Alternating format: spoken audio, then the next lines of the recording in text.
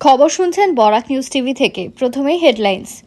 হট্টগোল পাকানোর জন্য আমি সংসদে যাই না, দলের তোলা অভিযোগ উড়িয়ে দাবি আম আদমি পার্টির সাংসদ রাঘবের। ভারতীয় বায়ুসেনায় ফিরে এলো তেজস স্কোয়াড্রন।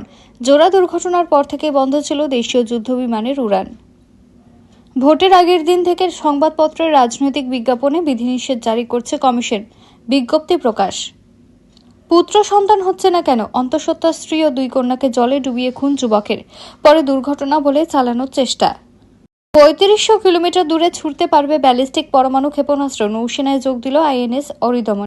ভূমিকম্পে কেঁপে উঠল আফগানিস্তান, রিক্টার স্কেলে মাত্রা ৫.৯। মৃত্যু ৮ জনের, কম্পন অনুভূত হল দিল্লিতেও।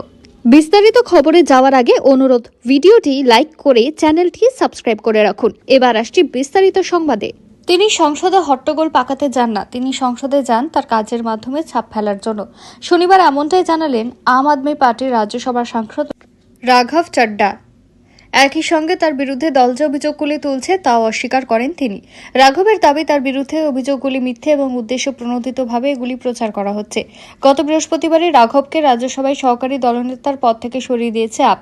দলের অভিযোগ, বিরোধী সাংসদেরা যখন ওয়াকআউট করেন তখন তাতে ছিলেন না রাঘব।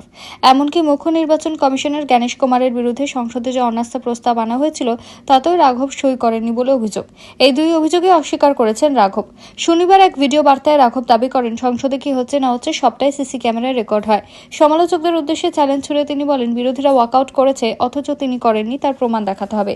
অন্যদিকে জ্ঞানেশের বিরুদ্ধে প্রস্তাব প্রসঙ্গে তার দাবি, কেউই এমন কোনো নথিতে স্বাক্ষর করার জন্য অনুরোধ করেনি। রাঘব বলেন, দলের কোনো নেতাই আমাকে এমন কোনো নথিতে সই করার জন্য বলেনি।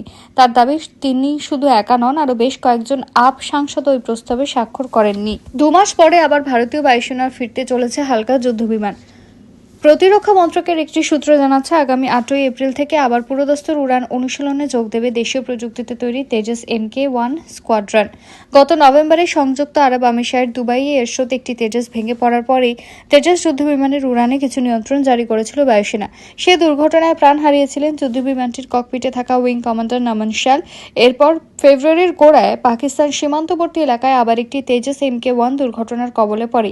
প্রাথমিক তদন্তে জানা যায়, বিমানের অনবোর্ড কম্পিউটার সফটওয়্যারে যান্ত্রিক ত্রুটির কারণে দুর্ঘটনাটি ঘটে। এরপরই বায়ুসেনার রাষ্ট্রায়ত্ত সংস্থা হিন্দুস্তান অ্যারোনটিক্স লিমিটেডকে প্রয়োজনীয় সংস্কারের বার্তা দিয়ে তেজস স্কোয়াড্রনগুলি ব্যবহৃত 34টি যুদ্ধবিমানের উড়ান স্থগিত রাখার সিদ্ধান্ত নেয়। হ্যালের চেয়ারম্যান এবং ম্যানেজিং ডিরেক্টর DK সুনীলের জানিয়েছেন, তারা সফলভাবে অনবোর্ড কম্পিউটার সফটওয়্যারে যান্ত্রিক ত্রুটি চিহ্নিত করে প্রয়োজনীয় সংস্কার করেছেন। 34টি তেজসই পরীক্ষা করার পর উড়ানে অংশ নেওয়ার জন্য অনুমোদন পেয়েছে। ভোট গ্রহণের আগের দিন এবং ভোট গ্রহণের দিন সংবাদপত্রে রাজনৈতিক বিজ্ঞাপনে বিধিনিষেধ জারির পথে হাঁটল নির্বাচন কমিশন।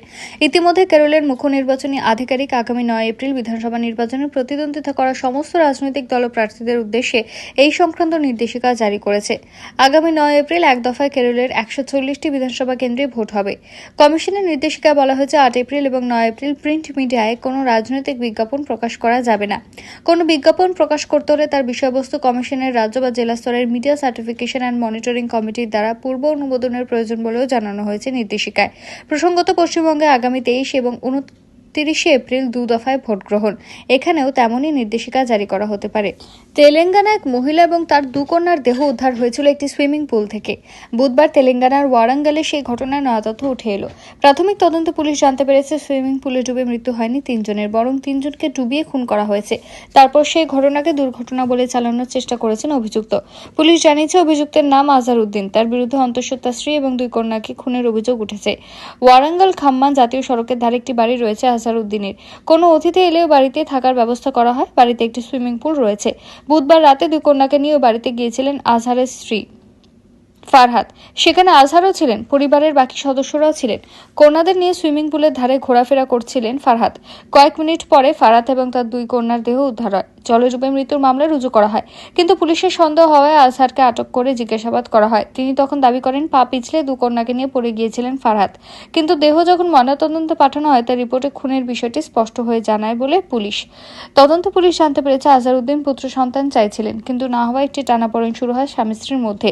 ফারহাতকে গর্ভপাত করানোর জন্য জোরাজুরি করা হয় বলে অভিযোগ, কিন্তু ফারহাত রাজি না হওয়ায় 2 কন্যা সহ ফারহাতকে সুইমিং পুলে ডুবিয়ে খুন করা হয়। অভিযুক্তকে গ্রেপ্তার করেছে পুলিশ। পরমাণু অস্ত্রবাহী তৃতীয় ডুবোজাহাজ সামিল হলো ভারতীয় নৌসেনার অস্ত্র সম্ভারে। শুক্রবার বিশাখাপত্তনমে নৌসেনার পূর্বাঞ্চলীয় কমান্ডারের সদর দপ্তরে প্রতিরক্ষামন্ত্রী রাজনাথ সিং অনুষ্ঠানভাবে পরমাণু শক্তিচালিত ব্যালিস্টিক ক্ষেপণাস্ত্রভাবী আইএনএস অরিদমনের কমিশনিং সম্পন্ন করেছেন। 2016 সালে ভারতীয় নৌসেনা প্রথম পরমাণু শক্তিচালিত এবং পরমাণু অস্ত্রবাহী ডুবোজাহাজ আইএনএস অরিহন্ত পেয়েছিল। 2024 সালের অগাস্টে নৌসেনার সদস্য হয়েছিল ওই শ্রেণীর দ্বিতীয় ডুবোজাহাজ আইএনএস আরিঘাত। প্রতিরক্ষামন্ত্রী রাজনাথ সিং শুক্রবার নৌসেনা অরিদমনের অন্তর্ভুক্তি প্রসঙ্গে সমাজ মাধ্যমে লিখেছেন, এটি শব্দ নয়, এটি শক্তি। অরিদমন প্রসঙ্গত সংস্কৃত শব্দ অরিদমনের অর্থ হল শত্রু বিনাশকারী। তাৎপর্যপূর্ণভাবে অরিদমনের অন্তর্ভুক্তি নিয়ে সরকারিভাবে কোনো এখনো পর্যন্ত বিবৃতি দেয়নি নৌসেনা। আফগানিস্তানে আবার ভূমিকম্প। শুক্রবার রাত 9:50 নাগাদ আফগানিস্তানের হিন্দুকুশ অঞ্চলে কম্পন অনুভূত হয়। রিক্টার স্কেলে কম্পনের মাত্রা 5.9। আফগানিস্তানে ভূমিকম্পের কেন্দ্রস্থল হলেও কম্পন অনুভূত হয় উত্তর ভারতের বিভিন্ন জায়গায়। জানা গিয়েছে, ভূমিকম্পের উৎসস্থল আফগানিস্তানের বাদখাশান প্রদেশ। সেটি হিন্দুকুশ অঞ্চলে পাকিস্তান তাজিকিস্তান সীমান্তের কাছে। উৎসস্থল ছিল ভূপৃষ্ঠ থেকে 150 কিলোমিটার গভীরে। স্থানীয় সংবাদ মাধ্যম সূত্রে খবর, ভূমিকম্পের কারণে এখনো পর্যন্ত 8 জনের মৃত্যু হয়েছে।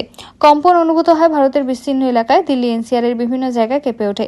এছাড়াও চণ্ডীগড়, লুধিয়ানা, পুঞ্চ, শ্রীনগর, উধামপুর, দেহরাদুন সহ বিভিন্ন শহর থেকে কম্পনের খবর মিলেছে। অনেকে সমাজ মাধ্যমে কম্পনের বিষয় জানিয়ে পোস্ট করেছেন।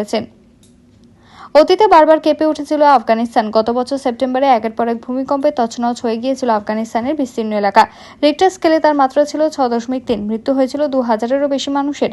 1000 মানুষ জখম হয়েছিলেন। অক্টোবরেও ভূমিকম্পে কেঁপে উঠেছিল আফগানিস্তান।